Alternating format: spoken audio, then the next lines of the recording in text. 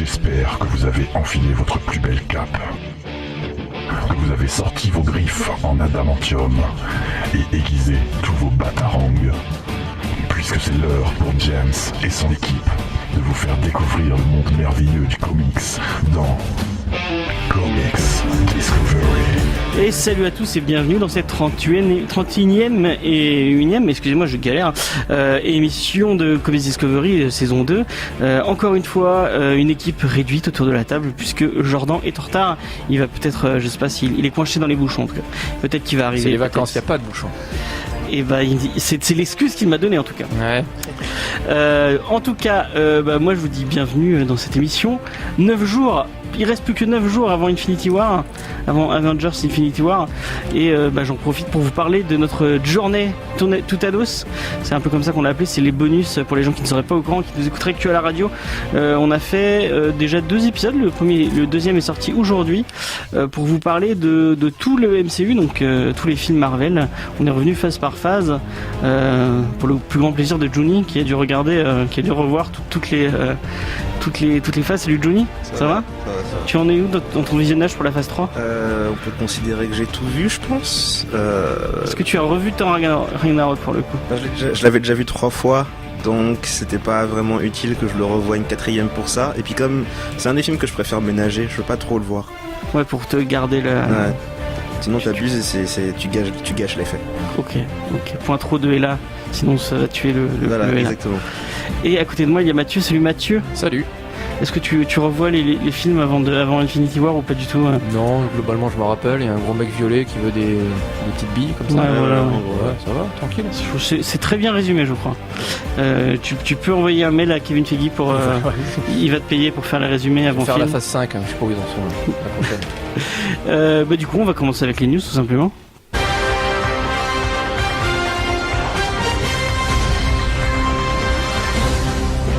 Et on va commencer par une news un peu longue, donc n'hésitez pas à me couper en plein milieu de la news, enfin pas trop abruptement mais un peu, puisque après Brajlon avec iComics, Dargo avec son Urban Comics, Glénat avec son Glénat Comics, ils avaient moins ils avaient plus d'idées déjà. Ils avaient plus d'idées, ouais. C'est Casterman qui va lancer un nouveau label pour du comics français, enfin du comics de l'édition comics en France. Le label va s'appeler Paperback. Comme les traits de paperback, comme les TPB. Ouais, là aussi ils ont pas été. Mais bon, au moins ça a le mérite d'être clair. Tu préfères iComics Certes. Ou Urban Comics? Oui, bon, ça oui, bon, effectivement. Bah, c'est le même mec en fait derrière qui. Ouais, le mec a eu toutes les idées de trucs. Johnny, t'as non sur le Urban, c'est un peu plus original, on va dire. Ouais, c'est vrai. Oui, c'est même Marvel Comics. Hein. Ouais, Panini, Panini, ils ont pas de nom, je crois. Ils ont même pas essayé. Ouais. C'est l'italien, ils sont pas très originaux. Donc le 2 mai va sortir le premier, les 2 premiers, parce que ça, à chaque fois ce sera par duo. Un titre qui s'appelle Mech Academy, qui est un comics de chez Boom Studio, qui est scénarisé par quelqu'un que j'aime bien, c'est Greg Pak. Je crois qu'il a fait pas mal de Hulk, des trucs pas mal. Planet Hulk, c'était bien ça. Ouais, voilà. C'était très subtil et distingué. Comme Hulk, quoi, en fait. Ouais, non, mais particulièrement, comment dire, romantique. Et tendre. Ouais. Le pire, c'est que c'est vrai. Presque en fait. Il y a une histoire d'amour et tout dedans. Tu penses pas tomber sur un truc pareil quand tu lis Hulk, effectivement. Et l'originalité du titre, c'est que c'est un artiste japonais qui est derrière ça. C'est Takeshi Miyazawa. Donc c'est un titre qui va nous parler d'un futur alternatif où les robots débarqueraient sur Terre pour s'allier avec les humains contre une race alien. C'est donc pas très ça. Ouais, quand on lit le pitch comme ça, ouais, ça y ressemble un peu. Donc ouais, pourquoi pas. Greg Pak, moi. Et Green Lantern et avec quoi d'autre, avec des aliens qui débarquent de l'espace pour aider les humains contre d'autres aliens. Thanos, c'est pas ça qu'il veut faire, il veut pas nous aider à réguler notre population. Oui, mais bon, lui il a des manières un peu drastiques de faire ça. Chacun c'est. La série Falling Sky un peu aussi, non? C'est pas le truc de Spielberg ça? Je sais plus, il y a des aliens qui débarquent, qui nous foutent sur la gueule, et d'autres aliens qui viennent nous aider contre les premiers aliens qui nous ont foutus sur la gueule. Les 4400 aussi, c'était un peu... Ok, mais après c'est tout dans l'exécution en fait, c'est ça qui fait la différence. Donc moi, le style japonais pour du comics, pourquoi pas. Ça a déjà été fait avant, plus ou moins de succès, plus ou moins de qualité, mais pourquoi pas après tout.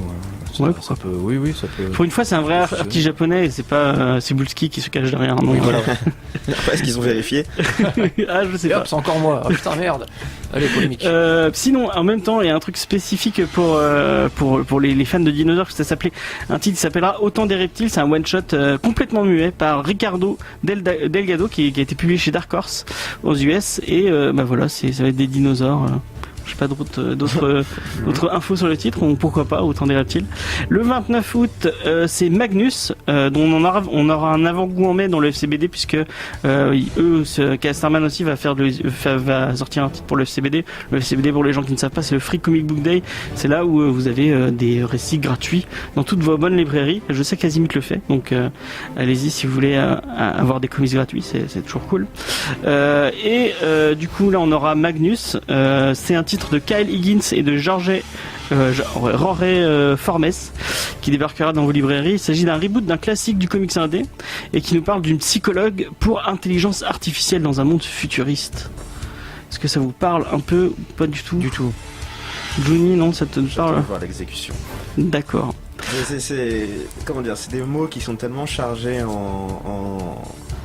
j'allais dire en histoire, parce que intelligence artificielle, tu penses à Terminator, c'est compliqué parce que c'est tellement de concepts qui sont réutilisés tout le temps que t'as déjà des exemples dans la tête. Oui, bah oui. Et pour peu que ce soit des exemples associés à des choses que t'aimais pas quand t'étais gamin ou quoi, ou que t'as déjà vu utiliser mais pas bien, tu peux avoir des a priori négatifs alors que la chose le mérite pas forcément. Du coup, je préfère voir l'exécution. Voilà, je peux pas vraiment me prononcer là comme ça sur le moment en disant ça a l'air intéressant parce que C'est vrai qu'en plus c'est vraiment ultra ambitieux parce que des bonnes choses sur l'intelligence artificielle et il y en a peu, ouais. l'aspect psychologique, ben il y en a quelques-uns quand même. Il y a Ex Machina en film par exemple. Yep, je pense à ça aussi. Voilà, tout cet aspect, l'intelligence artificielle par rapport à nous les humains, est-ce que à quel moment, Ghost in the Shell un petit peu aussi, à quel moment t'es cyborg, t'es plus cyborg, à quel moment t'es humain, t'es plus qu'humain. Ça a été fait avant par des mecs géniaux. Alors ça va peut-être être bien, mais je reconnais que c'est hyper pas avec la facilité. Kyle Higgins, scénariste. Kyle Higgins, ouais. C'est pas celui qui était sur Nightwing je pense que si, ouais, oui. Ouais, ça me dit quelque chose de nom. Bon, c'est bien, c'est ambitieux, c'est bien. Ouais, pourquoi pas. Peut-être jeter un œil, oui. Et comme ce que je vous ai dit, ça arrive toujours par deux. Le deuxième titre qui arrivera en août, enfin fin août du coup, c'est Apocalyptic Girl. Ah oui. Donc un titre de chez Dark Horse par Andrew McLean qui suit les aventures de Arya dans un récit, c'est un récit d'anticipation avec un peu de post-apo. Est-ce que ça te parle Je l'ai pas encore lu, mais il m'a été recommandé par une personne à laquelle je fais extrêmement confiance en matière de BD. Ok. Et qui arrête pas de vendre le bouquin à qui veut bien le prendre. Donc a priori c'est de la très très très bonne. Donc on en parlera peut-être en août. Oui, il y a des chances. Si toi aussi tu as apprécié le titre. Et pour finir, c'est au niveau des annonces de Paperback. La dernière sortie, ça va être en septembre, enfin fin septembre, avec Orkstein, une série de fantasy par James Stacco. Tu connais? Non, oui, ça là je vois pas ce que c'est. Ouais. C'est sur des orques. Oui, voilà, qui se battent apparemment. Et après, vous allez sortir les deuxièmes volumes qui sortent après pour continuer. Mais ils débarquent avec un gros line-up. Il y a déjà pas mal de titres, que des trucs indés. On était en train de se dire, mais ça y est, tous les titres images, tous les bons titres là, sont sortis par. Il y a du Dark Horse, du Boom. On commence quand même à. C'est dommage que Jordan soit pas là parce que peut-être qu'il pourrait nous éclairer là-dessus. Ouais. Je suis encore estomaqué de la quantité de titres qui sortent et parfois des titres quand même un petit peu obscurs qui ont des ventes globalement moyenne aux États-Unis et pour le coup nous qui en sommes encore un peu loin de cette curiosité là. Alors après il y a des trucs vraiment bons des fois, moi je me laisse tenter quand je fais mes courses sur en comics, tu découvres des titres de l'espace que vraiment tu t'es pas forcément mis en avant. Mais aux États-Unis c'est plus simple de les sortir vu que c'est en issue, donc ils peuvent tenter des trucs en issue. Nous c'est direct dans TPP. Oui, c'est vrai. En plus c'est et puis c'est à fidéliser, c'est pas forcément facile, à communiquer c'est pas forcément facile. Souvent t'achètes le 1, après t'achètes pas forcément le 1 ou le 2 ou le 3. Oui, après sauf si partie précommande, ça c'est une belle enflure pour pouvoir te obliger de commander plusieurs trucs, mais je suis vraiment étonné de voir tout ce qui sort, tant mieux, parce qu'au milieu il y a des choses qui peuvent être intéressantes et intrigantes, mais je suis vraiment curieux de savoir en France jusqu'à quand on va absorber tout ça. Je crois que c'est l'émission d'avant, la semaine dernière, Jordan, qui disait que déjà Panini avait arrêté la publication de J'ai mangé le mot, de La Veuve Noire, parce que ça vendait plus. Et alors est-ce que vraiment on commence, parce que ça pour le coup quand on est un peu collectionneur ou un simple lecteur, il y a rien de plus gonflant que commencer une série et puis voir l'éditeur te dire écoute ça vend pas, ciao. Je me rappelle du bon vieux temps, lorsque c'était Semic qui éditait les comics en France, tu lisais, et à la fin, t'avais la dernière page, t'avais un encart, mais qui faisait pour 3 mots, qui marquait voilà, c'est fini, on n'y tirera plus, au revoir. Alors, bon, ça fait plaisir. Pas forcément, Internet n'est pas encore au top du top, donc tu pouvais ni gueuler ni te plaindre, juste c'est fini en plein milieu. Tu peux crier dans la rue. Ouais, voilà, où t'avais le gentil qui disait oh, mais en fait, c'est toi le méchant tué. Bon, voilà, on saura jamais qui c'est. Et pour le coup là ça communique un peu mieux, mais voilà, encore une fois je suis vraiment estomaqué de voir tout ça, et là pour le coup oui ça reste quand même des titres qui sont peut-être pas trop hypés aux États-Unis ou vraiment indé. On commence à taper dans Dark Horse. C'est pas trop, il y a du Dark Horse, il y a pas trop de images. Ouais, images, les titres images, ils sont tous pris maintenant les titres images. Chacun attend Walking Dead. C'est Glénat et Urban qui achètent tout pratiquement. Donc c'est mais après le fait d'en sortir comme ça, oui, aller peut-être une micro dizaine par an, c'est peut-être une mini prise de risque. Bon après c'est Casterman derrière. Après Casterman ils ont le fric pour faire la promo derrière. Ouais, donc tant mieux en tout cas, ça permet de découvrir plein de trucs. Est-ce qu'il y a un titre qui est dans le lot qui vous tente plus? J'avais eu des critiques assez surprises sur Orkstein, parce qu'effectivement c'est des orques qui se tapent dessus. Donc de base ça paraît pas forcément ni original. Très subtil encore une fois. Et j'avais lu une paire de critiques rapidos comme ça en travers, parce que le titre m'intriguait un peu, mais voilà, surprise dans le genre, merde on s'attendait pas à ça, c'est quand même vachement plus subtil que ce que ça promettait. Et en saison 3 peut-être. Alors après faut peut-être prendre le recul du truc, hein. C'est vrai que c'est pas forcément vendeur d'entrée de jeu, mais et puis celui avec l'intelligence artificielle quand même, moi c'est ça. Magnus du coup. Ouais, peut-être jeter un œil sur. Et toi Apocalyptic je te laisserai dire le nom toi-même. Apocalyptic Girl, parce qu'il m'a été recommandé, mais je vais jeter un œil aux autres, mais comme je dis, c'est toujours l'exécution qui compte. Oui, effectivement. On leur souhaite bonne chance, parce que bien sûr. Pourquoi pas. Hein. Et puis, si vous voulez nous envoyer des services presse, vous avez notre contact. Allez, on va passer à une autre news. Et cette fois, on va vous parler de quelqu'un que j'apprécie beaucoup. C'est Sean Gordon Murphy et son White Knight, puisqu'on devra en savoir plus à la New York Comic Con qui arrive en octobre sur ce what if de Batman que Sean Murphy est en train de nous faire. Mais l'auteur nous a déjà fait pas mal qui est vraiment il est très bavard sur Twitter. Il aime bien poster des images. Il spoil un peu des fois son titre sans faire exprès. Mais il a sorti 6 promesses. Et moi, ces 6 promesses je trouve ça assez cool. Je vais vous les lire. Alors la première, c'est si quelqu'un meurt, il reste mort, point final. En numéro 2, chaque numéro arrive sans retard. En 3, pas de bulle de narration à moins qu'il s'agisse d'un flashback raconté. Pas de nombre de variantes excessives, pour plomber les comic shops, il n'y aura que 2, la régulière et la variante, pour les collectionneurs plus passionnés. En 5, il y aura au moins un super véhicule dans chaque numéro, là c'est vraiment, on sent le fan de véhicules. Et en 6, il n'y aura pas de tie-in et pas d'autres séries ou d'events, Batman White Knight sera simple d'accès, que vous lisiez des comics habituellement ou non. Et moi je trouve que ces 6 promesses qui sont là où c'est génial, c'est que on va pas se leurrer, DC Comics a dit d'accord derrière pour tout ça. Oui. Et DC Comics, il y a quelques mois, ils ont sorti un gros event qui s'appelle Metal, où c'est gavé de variantes, c'est gavé de tie-in, c'est-à-dire ces séries secondaires qui se passent en marge de l'histoire principale pour te vendre d'autres trucs. Donc c'est mignon pour le coup, mais c'est plutôt c'est une bonne chose quoi qu'il arrive. Je crois qu'il vend beaucoup. Hein. Oui, ça. Il vend beaucoup, donc il a dû exiger.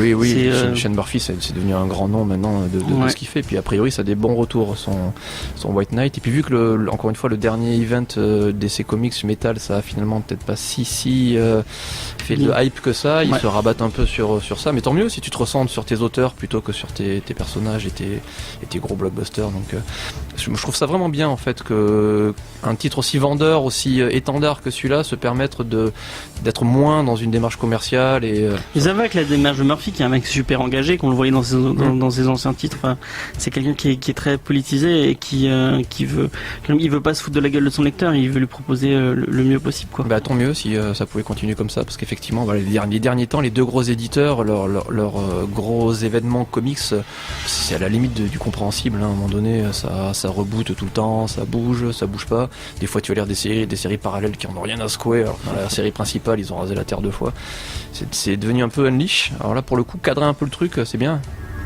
Et toi, Johnny, est-ce que ça te fait rêver en tant qu'auteur de pouvoir imposer des conditions Ouais, ça dépend des conditions. Mais j'aime bien le fait qu'il mentionne les véhicules. On sent le. Ça c'est gratuit ça. Ouais, enfin on sent le dessinateur qui a trouvé le moyen de se faire plaisir en quelque sorte. Ah, mais il adore ça dans tous ces trucs. Et toute la liste des promesses qu'il a faites, c'est soit des choses qui vont plaire à son public, qui vont faciliter la vie de son public, soit des choses que lui-même ça va lui plaire, c'est-à-dire dessiner des véhicules, des trucs de ce style. Donc on sent, ça a un côté limite indépendant en fait, la manière dont il veut gérer son bouquin. Pas de bulle de narration douce, fin. C'est plus une question de lecture et certains auteurs ont tendance à abuser un peu de ça. Ouais. Notamment pour expliquer des choses, et quand t'as des pavés et des pavés de trucs pour t'expliquer des choses, c'est Que fatigant. tu pourrais voir directement, quoi. Voilà, et puis c'était peut-être aussi un challenge pour lui de mettre en scène les choses sans avoir à se rabattre sur des cadres de narration. Ouais, effectivement. Donc ouais, c'est vraiment ça en fait, c'est trouver le moyen il a fait des promesses qui assurent que lui-même va pouvoir s'amuser dessus et que son lecteur va pouvoir en avoir pour son argent, pas trop galérer à trouver les bouquins, pas trop galérer à comprendre, et surtout avoir une vraie histoire, dans le sens où à mon avis c'est pas pour rien qu'il dit que quand un personnage meurt il reste mort. Ouais. C'est on a atteint un stade aujourd'hui où dans les séries principales, quand un personnage meurt, ok, ben attends 2 mois quoi. Grand maximum. Ouais. Ça a toujours été comme ça. À ta prochaine résurrection. Et donc il le fait vraiment pour, comme je dis, indépendant. C'est un côté genre c'est mon bouquin, c'est moi qui décide comment ça marche. Je le fais pour m'amuser, je le fais pour que les lecteurs puissent se sentir appréciés, etc. C'est bien. Mais est-ce que c'est vraiment un truc de... Enfin, moi j'ai l'image en tête de le fait que le personnage meurt et revienne. Ça a toujours été comme ça. C'est pas vraiment un truc dans l'air du temps. Ça a toujours été... Ah ouais. Et puis là, des fois, c'est monté en drame. Oui, pour le coup, c'est pas crédible. On atteint un stade où aujourd'hui, quand un personnage meurt, t'as envie de dire, t'as tous les gars autour qui se mettent à pleurer. T'as envie de leur dire, mais c'est la 15e fois qu'il meurt, les gars. Vous êtes habitués à force. En plus, vous avez des copains. Ou si vous voulez aller voir au monde des morts, vous pouvez. Ouais. Ils ont des amis magiciens qui voyagent entre les dimensions et tout, c'est bon. Hein. T'appelles Doctor Strange et puis voilà. Non, mais c'est ça. Pour Diablo, chez l'X-Men, ils avaient fait ça, il était mort, et puis un jour, ils sont allés le voir au paradis. Non, mais voilà, ils sont fatigants à force. Du coup, ouais, c'est pour ça qu'il le fait, qu'il a prévu ça, c'est parce que à force, ça te retire toute forme de tension. Parce que tu te dis, c'est pas grave, de toute façon, même s'il meurt, il reviendra. Et si tu rends la mort le truc le plus ultime possible en termes de fin, comme quelque chose de narrativement plat. Ouais, voilà, la mort c'est censé être la fin quoi. Ouais, et voilà. si tu le rends, si tu fais en sorte que ça soit aussi facile et aussi récurrent de faire revenir un personnage mort, narrativement, c'est le truc le plus plat possible.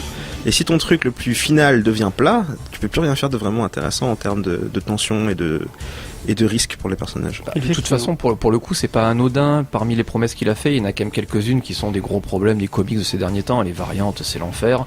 Effectivement, les personnes qui meurent et qui reviennent, Juni a fait le tour, au bout d'un moment on n'y croit plus et tu perds un ressort dramatique. Les numéros en retard aussi. Les numéros en retard, alors ça pour le coup c'est quand même en plein dans la gueule à DC Comics, l'éditeur, parce que je crois que c'est avec leur tout ce qui est autour de Doomsday Clock. Ouais, mais c'est James Jones qui prend il a l'air de grosse histoire, il y a tellement de retard que tout le monde a laissé tomber et c'est tombé à l'eau. Donc c'est à la fois drôle que ça soit un mec qui est édité chez DC Comics qui dit ça, et puis alors que DC Comics lui-même fait ce genre de choses. Et puis non, mais ça rajoute en plus une proximité avec le lecteur qui est bien, ça change un peu, parce que c'est quand même un gros éditeur derrière, mais c'est encourageant je trouve en fait globalement la démarche. Ouais, effectivement. Faut voir si ça suit. Oui, voilà. Ouais. Bah, faisons confiance à Murphy pour nous sortir un truc. Et d'ailleurs, on parlait du FCBD tout à l'heure, enfin du Free Comic Book Day.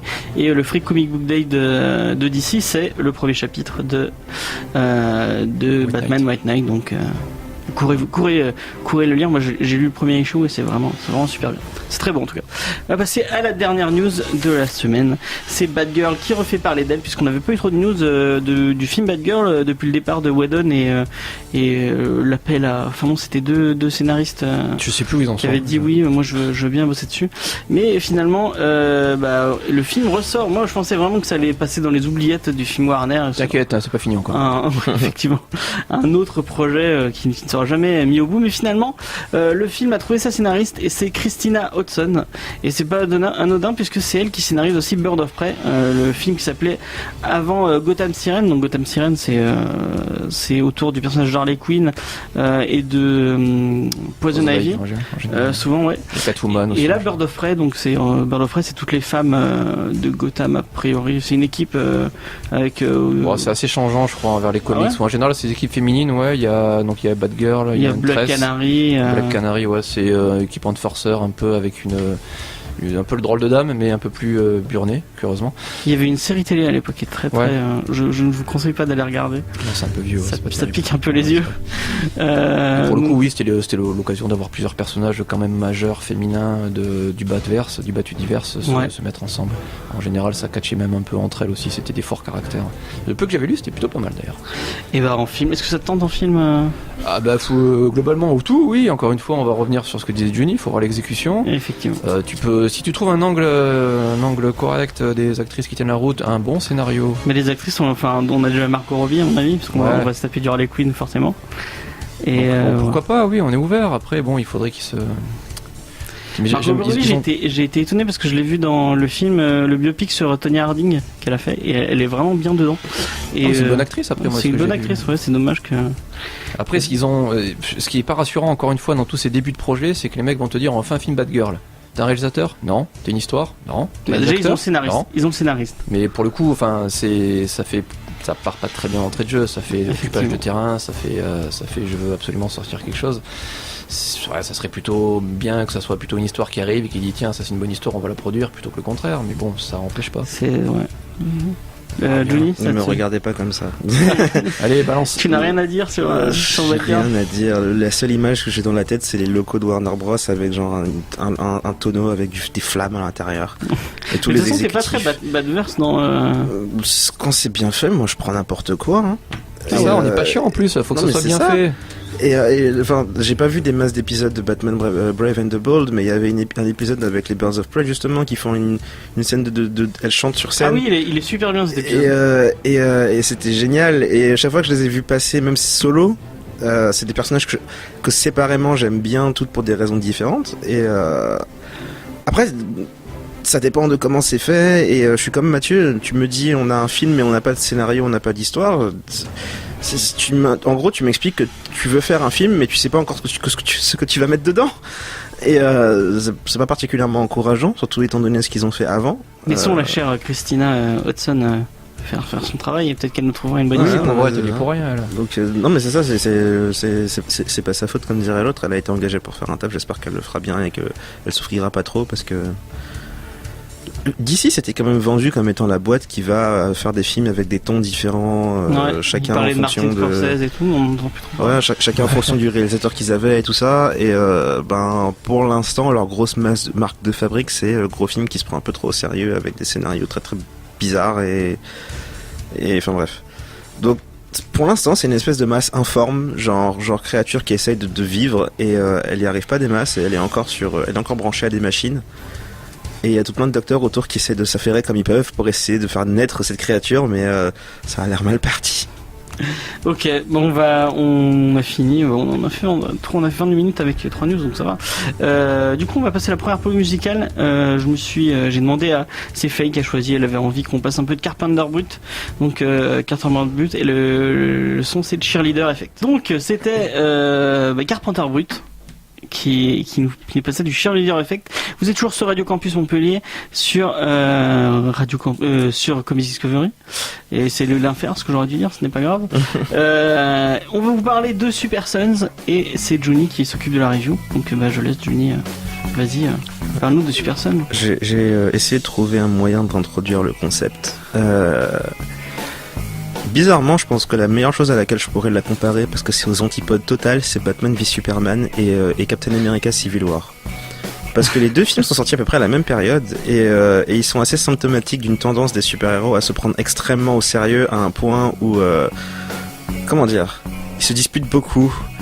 C'est dans les crossovers, ça a toujours été comme ça. Et on oublie, on a tendance à on a tendance à oublier que ce sont juste des adultes en collant qui se tapent dessus pour des raisons plus ou moins diverses et variées et plus ou moins justifiables.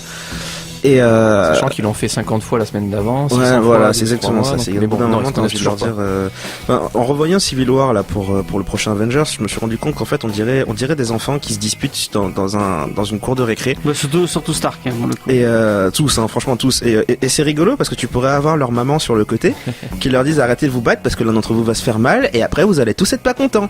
Et effectivement, il y en a un qui se fait mal et t'as Falcon qui descend et qui dit je suis désolé. Oui, effectivement. Si t'avais utilisé ta tête pendant 2 minutes, voilà. Et en fait, tout le côté infantile de la chose est assez rigolo parce que pour le coup, Super Sense c'est exactement ça, mais assumé. C'est-à-dire que l'histoire est centrée sur Superboy, donc Jonathan Kent, qui est le fils de Superman, et Damian Wayne, qui est le fils de Batman, et qui ont des personnalités diamétralement opposées. C'est-à-dire que en fait, Jonathan Kent est un peu comment serait son père s'il avait 10 ans, c'est-à-dire il est encore plus naïf, beaucoup plus doux et gentil, il est absolument inexpérimenté et il a un début de super pouvoir, donc il vole pas encore. Il a un début de super force, un début de vision rayon X, laser, etc.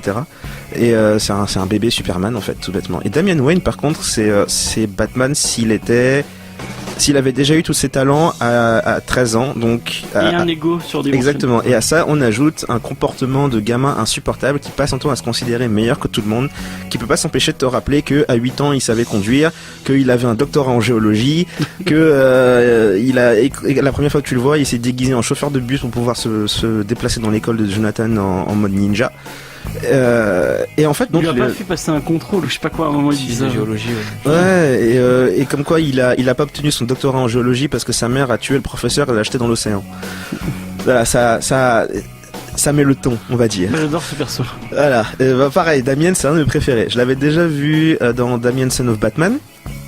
Où pareil c'était très porté aventure, donc c'était Damien qui voyage dans différents pays avec une chauve-souris mutante géante c'est rouge. Batman et Robin du même auteur en plus. Et donc en fait cette aventure là c'était Damien qui devait, comme il avait été éduqué par des assassins et qu'il avait commis pas mal d'actes plus ou moins atroces dans sa vie, il devait retourner dans tous les endroits où il avait fait ses actes et réparer ses erreurs, donc rendre les objets qu'il a volés, ce genre de choses. Et bien entendu, les gens sont pas super contents de le voir. Et en fait, c'est ce que j'aimais bien chez Damian, c'est la dualité entre il a beau donner cette façade du gamin très sûr de lui, en fait, au fond, il a pas mal d'insécurité, il a un peu besoin de prouver qu'il est capable de faire les choses tout seul, correctement, parce qu'on lui a un peu monté la tête en expliquant qu'il était légèrement la seconde venue du Messie. Et il a un père spécial aussi. Ouais, aussi, mais il connaissait pas encore son père à l'époque, pendant qu'il s'est fait éduquer, donc bon. Et en fait, c'est justement ce qui mène à Super Sons parce que Damien débarque dans la chambre de Jonathan en lui expliquant que il y a une technologie de chez LexCorp, donc Lex Luthor, qui a été volée et qu'il faudrait trouver le criminel et que la raison principale pour laquelle il le fait, c'est qu'il a envie d'avoir sa propre enquête à lui, loin des Teen Titans, loin de Batman, son propre truc à lui et il autorise dans sa bonté d'âme Jonathan à l'accompagner, en gros. Et Jonathan par contre c'est plutôt l'inverse, c'est le gamin qui va au lit à l'heure et il joue aux cartes avec son papa et sa maman et il va à l'école le matin, il a des problèmes de gamin à peu près normal de son âge avec des questions morales du genre j'ai vu un gamin se faire taper dessus par un autre gamin, est-ce que j'aurais dû intervenir ou pas, ce genre de choses. Et de là en fait on part en aventure pour arrêter un ennemi qui s'appelle Kid Amazo, qui est une espèce de petit sociopathe, le genre qui tue des animaux et qui se met à tuer ses parents. Je vais pas trop rentrer dans les détails. C'est le genre. Pouvoirs en plus. Voilà, c'est le genre de truc à découvrir au fur et à mesure de l'histoire. Et en fait, le ton, tout comme le dessin d'ailleurs, le dessin est fait par Jorge Jiménez. Et le dessin rappelle Teen Titans, le dessin animé Teen Titans, le premier, pas le nouveau. Et donc en fait, c'est un gros mélange entre comics, BD, manga. Il y a beaucoup d'influence manga dedans. Les couleurs sont magnifiques d'ailleurs. Et je crois d'ailleurs que c'est la raison pour laquelle j'aimais autant ce bouquin, c'est que le dessin couplé avec le scénario et l'écriture qui sont faits par Peter Tomasi, il les écrit vraiment comme des enfants. C'est-à-dire qu'ils ont 10 et 13 ans, ils se disputent sur des trucs totalement anodins, du genre pourquoi ton nom il va avant le mien. Ouais mais moi j'ai 13 ans, ouais mais moi je suis plus vieux, ouais mais moi je suis plus grand. Ou des trucs du genre ouais mais moi je te casse la figure, ouais mais mon père il est plus fort que le tien, hein. Voilà. Et Ils parlent vraiment comme des gamins. c'est exactement ça. Et toutes leurs interactions sont géniales parce qu'en plus ils les retournent un peu sur leur tête ou ils s'en servent même comme stratégie pour dérouter un peu leurs adversaires de temps en temps. Et leur relation est finalement même plus intéressante que celle de Batman et Superman qui sont très cordiaux l'un avec l'autre. Et il y a un parallèle dans le livre d'ailleurs où il montre un peu comment les pères interagissent l'un avec l'autre. On entend notamment quand les enfants se disputent, on découvre que Batman et Superman n'ont pas nécessairement que des choses positives à dire sur l'un sur l'autre. Donc selon Superman, Batman est un sociopathe qui ne se préoccupe de personne et c'est Loïs qui dit ça. Et selon Batman, Superman est trop naïf et n'est pas une personne qui s'intéresse aux détails. Voilà, on a une assez bonne idée de comment les deux familles entre guillemets interagissent. C'est assez rigolo. On a des scènes. Le coup de la page avec Batman qui est invité à la maison chez les Kent et à qui on propose de manger de la tarte, c'est génial. Et qui est mal à l'aise parce que la pièce est super lumineuse et il a pas d'endroit avec de l'ombre où se cacher. C'est génial. Donc je suis très très fan de ce genre de détails. C'est vraiment ça en fait, c'est de l'aventure super fun qui se prend pas trop au sérieux et qui prend en fait le parti pris de se dire on va retourner un peu aux bases, on prend des enfants, on leur fait vivre une aventure. C'est le genre de truc. Alors je pense que je pourrais prendre l'exemple des Goonies ou de E.T. ou des trucs de ce style où c'est vraiment des enfants qui ont une aventure et les adultes se mettent un peu sur le chemin, les empêchent un petit peu de faire ce qu'ils veulent. Et c'est servi par un dessin qui est superbe avec des découpages qui sont super dynamiques et l'écriture des personnages est tellement bien faite que on rentre dans l'histoire en fait. Et au final, il n'y a pas vraiment besoin d'avoir de gros twists ou de pression extraordinaire du genre mon dieu le monde va exploser ou quoi que ce soit. On oublie les adultes avec leurs problèmes d'adultes où tout le monde a des anxiétés phénoménales. L'aventure est pas si importante que ça. C'est ça en fait. C'est purement pour le fun de voir des gamins avoir une aventure où comparativement aux adultes justement il n'y a pas vraiment de grosse pression. Le monde va pas exploser si jamais ils réussissent pas, mais tout est à la hauteur de ce qu'un enfant de 13 ans gérerait en fait. Bon, s'il avait des super pouvoirs certes. Mais Tomasi, il est très fort pour faire de l'aventure et rajouter des petites tranches de vie qui marchent très bien. Déjà dans moi Batman et Robin de Tomasi et de Gleason, c'est une de mes séries préférées. J'ai vraiment il réussissait très bien à faire l'interaction de père-fils marchait vraiment bien. Et là il le fait super bien. On dirait vraiment deux petits gamins qui se sont rencontrés en primaire et qui se disputent pour qui sera le meilleur et il le fait vraiment très bien. C'est très fun et c'est très cool. Et puis Jiménez c'est de l'éclatage de rétine. Même je trouve que la deuxième, parce que je sais pas jusqu'où tu l'as lu, mais en VF on a les 6 premiers numéros et le dernier numéro c'est pas Jiménez, c'est une autre. J'ai plus le nom. Je sais que c'est une fille qui dessine, mais c'est pas si moche. Non, c'est comparé à Jiménez, forcément c'est moins beau, mais ça reste dans le même esprit. Je sais pas ce que t'en as pensé. Elle arrive à garder le ton. Alors j'ai plus l'auteur, la dessinatrice, mais elle arrive quand même à garder. Et c'est pas évident. Donc souvent, encore une fois, dans les comics, tu as un dessinateur régulier. Les comics, ça sort tous les mois, donc ça demande un rythme de travail assez impressionnant. Et de temps en temps, il y a ce qu'on appelle un fill-in, c'est-à-dire il y a un dessinateur qui va venir dessiner 1 ou 2 numéros pour permettre au dessinateur régulier de faire son travail correctement et de souffler un peu, de souffler un peu, de prendre 4 heures de vacances. Et pour le coup, c'est pas forcément des boulots faciles, mais je trouvais qu'en l'occurrence, elle arrive bien à se glisser derrière Jiménez, qui effectivement fait c'est du bon dessin de comics en fait. C'est-à-dire que je trouve que tu as vraiment le code comics, t'as des découpages assez rapides, parfois ce qu'on appelle des splash pages avec une seule page et l'action qui explose. T'as des personnages qui ont des poses de super-héros, enfin c'est vraiment un dessin de comics, mais un bon dessin de comics pour le coup. C'est très dynamique, les expressions faciales sont souvent suffisamment détaillées pour appuyer le propos, appuyer l'émotion et souvent appuyer l'humour parce qu'effectivement c'est souvent très très drôle. Et effectivement, en fait, je rejoins tout ce que vous dites. je lis pas mal de comics chiants dans le sens où les gens n'ont pas de vie, c'est pas crédible du tout. Il y a à aucun moment ils mangent, à aucun moment alors bon évidemment on n'a pas envie non plus de les voir au restaurant ou voilà, faut quand même que ça pète un peu. Puis ils sont tellement déprimés aussi. Mais c'est ça, c'est qu'en fait c'est triste, les mecs ils se lèvent, ils se font attaquer, ils se couchent 2 heures, ils se refont attaquer. Je caricature un peu, mais là pour le coup tu vois un petit peu l'envers du décor effectivement, notamment par la relation entre les deux qui est très très drôle entre le gamin insupportable et l'autre qui essaie de rester droit malgré tout et très difficile avec l'espèce de garnement à côté qui l'emmerde à longueur de temps, voire qui le prend pour une cible vivante pour aller faire autre chose. Enfin. Mais c'est marrant parce qu'ils ont une relation bizarre. Oui, parce qu'ils sont capables de s'entendre. Superboy a l'air de comment dire, d'admirer un peu quand même Robin parce que il est plus petit. Du coup, reste Robin, ouais. Il y a de ça. Et puis c'est le gamin qui, entre les deux, c'est celui qui est le plus expérimenté, Robin. Oui, bah oui. Et d'ailleurs, il le met en place. Il met beaucoup de choses en place dans ces quelques pages là au premier chapitre où on voit le mode de vie de chacun des deux gamins. Et du coup, il y a Jonathan qui est à la maison la nuit en train de jouer aux cartes avec ses parents jusqu'au moment où on appelle le papa pour qu'il aille au travail, sauf que son travail à lui c'est mettre un costume de super-héros et aller affronter des aliens. Et au moment où il part, il met son costume, et il le fait en super vitesse, mais il prend le temps de faire un bisou à chacun des membres de sa famille et de leur dire bonne nuit, à demain, etc. et de partir. Et c'est super mondain en fait. Ils ont une discussion sur comment c'était à l'école aujourd'hui et qu'est-ce que t'as fait pour protéger le gamin qui se faisait taper dessus. C'est une vie famille normale quoi. Voilà, et avec un petit truc un peu de fantaisie saupoudrée par-dessus. Alors que Robin, c'est énormément de fantaisie avec des petits éléments de mondain dedans. C'est-à-dire que Robin, c'est plus ton père, il part la nuit pour aller affronter des méchants et il veut que tu restes à la maison pour faire tes devoirs. Parce que t'as pas fait tes devoirs. Et donc plutôt que de sortir pour aller affronter des méchants toi aussi, tu dois rester à la maison parce que le majordome, il a dit que t'avais pas terminé les 6 exercices qu'il t'avait donné à faire. Il y a une punchline qui m'a fait très rire, c'est Alfred qui rentre dans la chambre de Damien du coup et qui regarde le lit vide parce que forcément il est parti et qui dit au moins quand Monsieur Grayson, donc Nick Grayson, l'ancien Robin, quand il faisait semblant de partir, il mettait des coussins, des oreillers pour faire semblant de pas être là. Alors que Damien en a clairement rien à foutre. Et voilà, il y a une grosse différence en fait parce que Damien est plus âgé, plus expérimenté, il a été entraîné par des assassins et machin.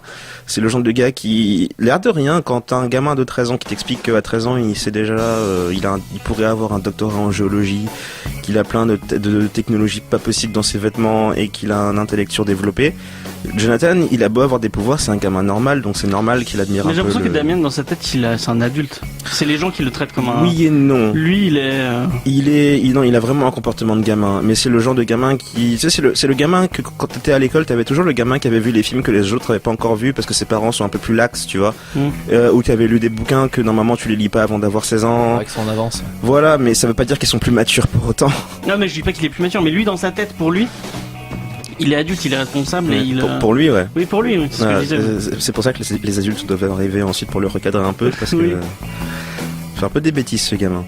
Et pour le coup, je trouve en plus que le fait qu'ils soient quasiment systématiquement en fil rouge dans l'ombre de leur père, c'est plutôt bien foutu aussi, parce que tu peux pas ne pas en parler quand les parents sont Batman et Superman, vu l'historique qu'ils sont. Et effectivement, systématiquement, soit ils s'envoient des fions l'un l'autre sur leurs parents respectifs, soit ils en parlent, soit clairement, voilà, Robin veut battre son père parce que tu bats Batman, donc tu es le meilleur de tout le monde. Là où Superboy a tendance à l'aduler parce que Superman est quasi parfait. Et ils arrivent dans un contexte même enfantin à refaire une dynamique, parce qu'effectivement au début c'était pas forcément aussi cordial entre les deux plus gros super-héros de DC Comics, et le fait qu'il arrive comme ça à mettre en filigrane justement les rapports avec leur père, pourtant qu'on voit très très peu quoi, est plutôt intéressant, c'est plutôt bien fait. Et même le fait qu'au final on les voit quand même, donc ça apporte de la vie autour des personnages. Comme je disais un peu tout à l'heure, des fois t'as pas l'impression qu'ils vivent ces gens, t'as l'impression qu'ils font rien d'autre que se foutre sur la gueule avec le méchant de la semaine. Et là pour le coup oui, tu vois même des scènes où Batman est censé tenter de recadrer son gamin infernal sur les devoirs, ou comme disait Johnny, Superman qui joue aux cartes avec sa petite famille tranquillou. Ça rajoute de suite un peps de vie qui est vraiment même salutaire quand on lit parfois du gros comics mainstream quoi. Et puis il y a même un petit retour aux sources, je trouvais, parce que voilà, le petit Superboy qui a des pouvoirs mais qui est censé les cacher parce que il est pas censé savoir à l'école que c'est le fils de Superman, c'est plutôt c'est old school, mais ça c'est frais quoi. Interdit de pouvoir quand il fait des conneries. Oui c'est ça, ouais quand il fait des tâches ménagères, il a pas le droit d'utiliser ses pouvoirs parce qu'il est puni, et c'est pas bien, et sa mère qui essaie de l'engueuler, alors que bon, en plus c'est un brave garçon, quoi. Et du coup, ça fait un peu envers du décor, tout ça, dans de l'espèce de vie quotidienne, c'est vachement frais. Et toutes les interactions, elles sont cool. Ouais, puis c'est relativement bien écrit. Alors moi, pour le coup, j'ai quasiment pas lu de Damian ou de Superboy. Alors il y a un bel édito au début pour t'expliquer un peu le contexte, mais en fait tu t'en fous un peu parce que Ouais, ça suffit à soi-même très vite. En fait, ouais, tu te concentres sur la dynamique entre les deux, et c'est bien pour les néophytes parce que voilà, t'as pas besoin de tout lire, et surtout t'as pas besoin de connaître le contexte de DC Comics à ce moment-là parce que c'est cadré. Et même je trouve pour les lecteurs un peu anciens, des fois on lit tellement des trucs chiants que lire c'est un bon comics pour le coup. Je trouve c'est bien dessiné, c'est bien écrit, ça détend, ça se prend pas la tête, ça les codes du comics sans avoir les trucs chiants. On en parlait tout à l'heure avec Murphy, les mecs qui meurent, qui reviennent, ou les attaques cosmiques et compagnie. Deathstroke, je viens de penser à Deathstroke. C'est l'antithèse de Deathstroke, je crois. Oula. Dans le sens où Deathstroke était justement... Donc le titre, on en a parlé dans... Ouais, le Deathstroke me dérangeait justement parce que c'était que des trucs que j'avais déjà vus ailleurs, faits de manière extrêmement plate et classique, à un point où je me disais, comme on avait dit, je suis trop vieux pour ces conneries. Et alors que là, pour le coup, il y a beaucoup plus d'identité et de vie dedans. Et je pense qu'effectivement ça tient en grande partie au fait qu'il traite ces personnages un peu plus comme des personnes que comme des archétypes. Là où Deathstroke il est plus alors que Deathstroke effectivement c'était traité beaucoup plus comme des archétypes avec un côté très mécanique, je suis méchant, je suis froid, machin chose. Le délire de Deathstroke c'était plus des méchants qui essayent d'avoir une vie normale, enfin dont on voit des tranches de vie soi-disant normales, mais comme c'est des vilains, le truc c'est qu'il n'y avait pas de vie ou d'énergie dedans. Si je devais comparer à un truc genre Superior Force of Spider-Man, là pour le coup il y avait beaucoup plus de personnalité dedans, et là dans Super Sons il y a de la personnalité, c'est ça en fait qui fait la qualité du bouquin, c'est ils ont pas peur de faire un truc fun et coloré et sympathique et qui justement est pas connecté au reste de l'univers parce que forcément tu vas pas ramener les gamins pour affronter des gros monstres. Ça l'est un peu puisqu'on a des connexions avec Luthor, Amazo. Ouais, mais disons que t'en as pas besoin et c'est pas particulièrement expliqué. Donc par exemple ça pourrait perturber une personne de voir que Lex Luthor se balade avec un costume de Superman sur le dos. Mais dans la mesure où tu t'en fous un peu dans l'histoire, il l'explique dans le... Ouais, voilà. Donc c'est pas dramatique en soi, c'est pas très utile de savoir ce qui se passe dans le reste de l'univers. C'est le genre de... Et puis c'est un bouquin qui se tient par lui-même en fait. T'as pas besoin de lire des trucs à côté, t'as pas besoin de voir des bonus. Je dis pas qu'on en a besoin, mais je pense que d'avoir lu Superman Rebirth avant, c'est peut-être un plus. Parce que ça te permet quand même d'en connaître un peu plus sur le... Enfin moi Damien je connaissais un peu plus de personnages, mais John j'en avais quasi jamais lu, et du coup j'avais lu Superman Rebirth avant, et du coup tu t'es acclimaté un peu avec leur quotidien de vie de famille, comment ils interagissent entre eux, et du coup c'est peut-être un plus de lire avant Superman Rebirth qui est un super titre, hein. Franchement moi Superman Rebirth je l'ai eu à Noël et je le conseille vraiment, c'est vraiment un très bon titre. Moi je l'ai pas lu, ça m'a pas gêné parce que c'est tellement normal que en fait tu comprends les codes très vite, quoi. C'est famille c'est Superman, donc encore une fois c'est pas n'importe qui, il vit, il est un peu au vert avec sa famille, ils sont effectivement dans une ferme, dans un autre état très loin. Je veux dire, il y a le même ton en fait, donc mais pareil là, le premier chapitre introduit tout le truc de jeu aux cartes, t'as tout. C'est une espèce de condensé de voilà comment ils vivent. Cette scène, elle se suffit en elle-même. Et puis il y a beaucoup de scènes comme ça où très très intelligentes, où rapport avec telle personne, voilà, en 2 cases t'as compris parce que ça glisse, ça interpelle de suite à des thématiques que tu connais.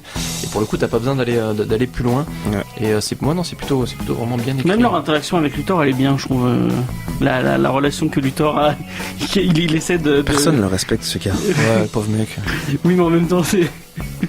Enfin, je trouve ça cool. Il essaie de les ignorer, mais il peut pas les ignorer parce que. Mais je suis même un peu surpris qu'ils sachent pas qui ils sont. Mais il sait je pense qu'il fait exprès de. Parce qu'il leur demande qui êtes-vous, etc. Et c'est très, c'est très étrange. Ça aurait pu être des cosplayers ou des. Ouais, c'était mal barré quand même. Mais bon. Ouais. Je suppose qu'on peut trouver des explications. Petit ressort humoristique. Peut-être que John, c'est peut-être un peu moins... Alors John, je peux comprendre, parce que visiblement, ce Superman-là se cache. Ouais, mais Damien, tout le monde savait. Enfin, Robin, en tout cas. Si tu le sais pas, il te le dit. Alors. Ouais, c'est grave. Après, je suis pas sûr que Batman soit le genre à faire de la publicité sur le fait qu'il a un gamin. Ouais, non, mais je veux dire, on le voit. Enfin, tu suis un peu les aventures de Batman, tu sais qu'il a toujours Robin avec lui, quoi. Ouais. C'est marrant aussi les petites vannes sur les noms de code. Ouais, mais c'est ça, c'est que c'est presque. Alors, c'est pas parodique, bien sûr, mais ça se moque gentiment de quelques gros codes de super-héros. Comme disait Johnny tout à l'heure, c'est quand même des mecs qui se promènent en super slip en se donnant des noms de code parce que ça fait bien, quoi. Et là, pour le coup, les deux gamins jouent presque aux super-héros, donc en pleine panique, ils s'appellent par les prénoms. Et puis je crois que c'est Damien qui dit oh, les noms de code, ça fait sérieux. Alors qu'en fait, c'est juste la panique totale. En plus, ils se battent contre des robots, donc on s'en bat les couilles de comment ils s'appellent.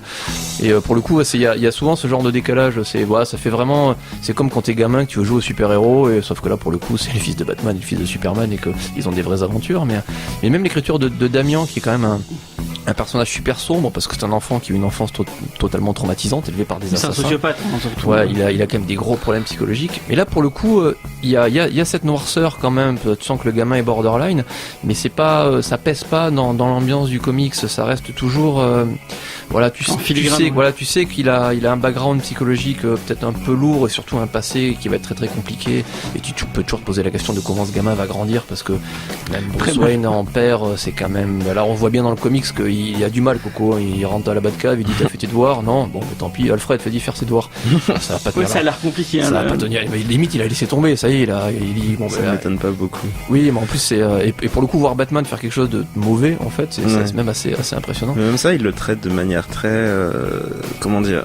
Superman, c'est le tonton, en fait. Oui, c'est ça, ouais. Et il a tendance à rabattre, il a tendance à rabattre son gamin dans les bras de Superman en mode, ton fils va traîner avec le mien parce que je sais pas trop quoi faire avec mon propre fils. C'est ça. Toi, t'es une bonne influence, hein. Et c'est marrant parce que des fois, quand t'es gamin, tu dis putain, mon père serait Batman, c'est génial. Et non, Batman dans ton père, non, c'est de la merde. Il est super straight, le mec, il veut que tu fasses rien, alors qu'à la fin, on mange pas de tarte quand tu l'invites à la maison. Ouais, voilà. Alors que même Superman, il est plutôt proactif, alors que bon, il a un gamin quand même, il y a un gamin qui a des pouvoirs extraordinaires, donc ça serait peut-être le contraire à la limite. Ça serait mais le pire, c'est que, enfin, après c'est logique dans le sens où c'est le Superman de l'univers d'avant, donc c'est celui qui a, contrairement au nouveau là de New 52, celui-là il a été élevé par ses parents pendant toute sa vie, donc il est beaucoup plus stable.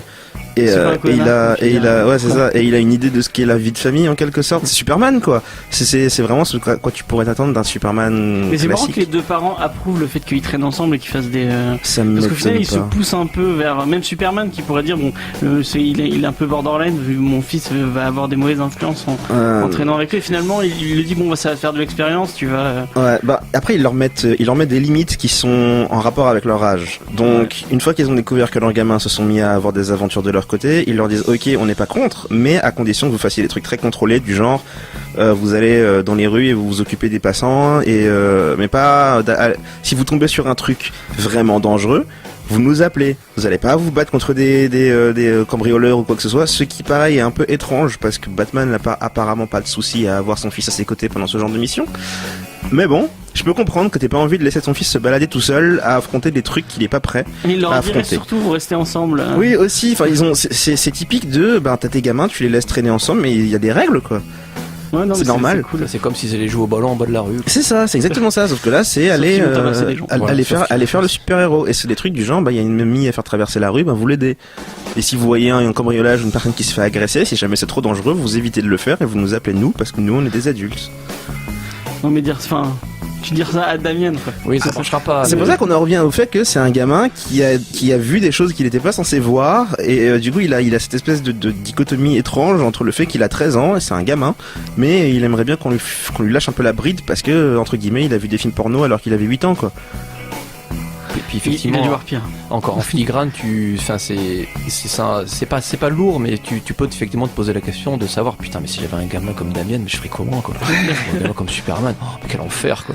Et pour le coup, c'est quand même tourné fun, quoi. Mais ce qui pourrait faire peur, c'est que ça soit un peu redondant et que ça soit pas très adulte. Ouais, j'ai lu que le premier final, volume.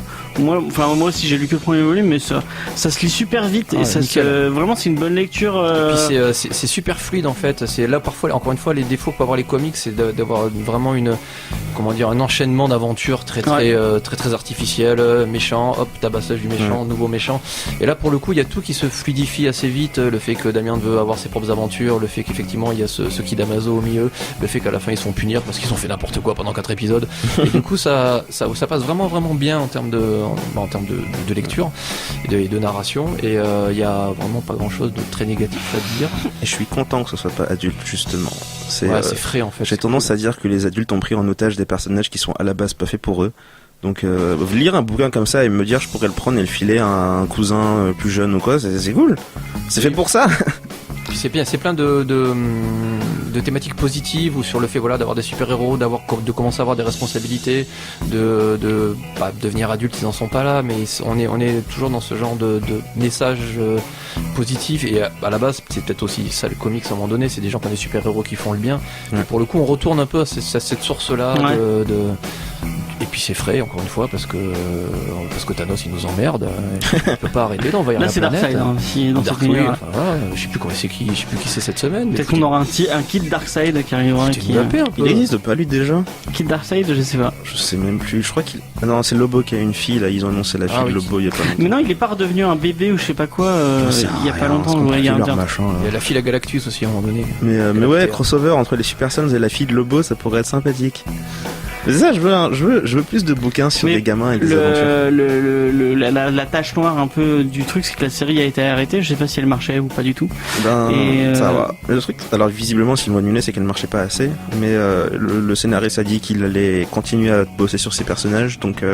Il va les inclure, parce que Tomasi, c'est quelqu'un qui fait beaucoup de trucs. Ouais, il est sur Superman.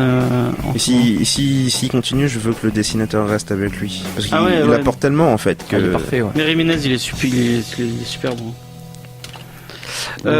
C'était dithyrambique. On a fait le tour. On vous le conseille vraiment. Jetez-vous dessus. Je pense que c'est le titre de ce mois-ci. Ouais, c'est vraiment sympa. Ouais. Puis encore une fois, je trouve quand tu connais pas trop les comics, tu as les codes et puis t'as pas besoin de connaître le reste. Et puis quand tu lis des comics depuis un peu trop longtemps, et putain, ça fait du bien en fait. Quoi. Mais du coup, moi il y avait quelqu'un qui me demandait. Il disait je lis des comics avec mon enfant de 9 ans, 9-10 ans. J'aimerais bien lui faire découvrir un peu l'univers et vers quoi tu te tournerais. Et non, à 9-10 ans, j'ai toujours du mal un peu à me... C'est pour ça que je dis, les adultes ont pris en otage les super-héros. Mais du coup, Super Sons, je le conseillerais facilement à quelqu'un. Lis ça avec ton gosse, il va kiffer, c'est sympa, c'est frais, et puis ça parle à tout le monde, quoi. C'est joli. Ouais. On a fait un peu le tour. Moi je vous donne rendez-vous cette semaine. On va tourner le 3e épisode de Journée to Thanos. Donc on va vous parler de la phase 3. La phase 3 ça va de je sais plus qui est le premier film. Civil War à Avengers 3. Civil War à Avengers 3. Donc voilà, on va vous faire ça. La semaine prochaine on finit du coup Journée to Thanos avec un épisode spécial sur Thanos. Donc on va revenir sur chacun aura un titre spécifique à vous conseiller autour de Thanos. Contrairement à ce que j'ai dit la semaine dernière où je dis qu'on parle à Thanos, et non, en fait ce sera encore dans une semaine. Il n'y aura pas Mathieu, mais les autres seront là, et on vous donne rendez-vous la semaine d'après, c'est férié, et peut-être qu'on parlera du film. Je sais pas si tu l'auras vu, Mathieu. On va essayer. Déjà on vous parlera de Infinity War qui vous hype. Est-ce que vous avez une petite... Non, on n'aura peut-être pas le temps pour les recos. Il y en a une. T'en as une, vas-y vite fait. Beyoncé. Elle a fait un concert à Coachella, que d'ailleurs je cherche et que je veux voir, et c'était... On va dire que là où Black Panther était une grosse célébration de culture africaine, c'est un peu le même principe. Elle a fait un concert avec une sorte de célébration de plein de styles musicaux noirs, américains, africains, de partout sur la planète en fait. Et j'ai vu des extraits pour l'instant et rien que ça m'a retourné la tête. Et du coup c'est en lien avec la pause musicale. Exactement. Là, Beyoncé elle a retourné la tête de beaucoup de gens. Et elle a atteint un stade où, en fait, je pense que c'est le truc le plus important à retenir, c'est que Black Panther c'est sympa, mais c'est de la fiction. Alors que Beyoncé elle existe vraiment, et c'est une entrepreneuse, c'est une artiste, c'est une personne qui elle a quelque chose comme 36 ans, je crois aujourd'hui, peut-être un peu plus, et elle est au top, et elle arrête pas d'être meilleure que le reste de sa concurrence, et elle arrête pas de faire des trucs qui sont chargés en identité et en fierté en fait, et c'est extrêmement impressionnant. C'est le genre de personne dont j'écoute les musiques pour me donner un peu de peps, parce que même les paroles et les mélodies donnent envie en fait. C'est pas elle qui a une petite sœur qui fait des trucs cool aussi. Ouais, Solange. Et pareil, elle aussi, elle a une qualité dans sa musique qui est... Alors, je l'aime pas autant que Beyoncé, mais elle aussi, elle a ses propres fans. Elle est dans le concert d'ailleurs. Beyoncé a fait un peu de fan service, elle a ramené pas mal de gens. Ok. Mathieu, est-ce que tu as un mot à dire sur Beyoncé? Pas du tout. Oui, c'est pas trop ton style de musique, je pense. Elle est jolie. Ouais, voilà. Je crois. On va finir sur ça. On finit avec justement un titre de Beyoncé, je sais plus, c'est Formation, je crois. Ouais. Donc voilà. Et moi, je vous dis à la semaine prochaine. Vous pouvez nous retrouver sur tous les réseaux sociaux, Instagram, Facebook, Twitter, tous, et les notre impôts. site internet www.comedydiscovery.fr. Allez, ciao, à la semaine prochaine. Ciao.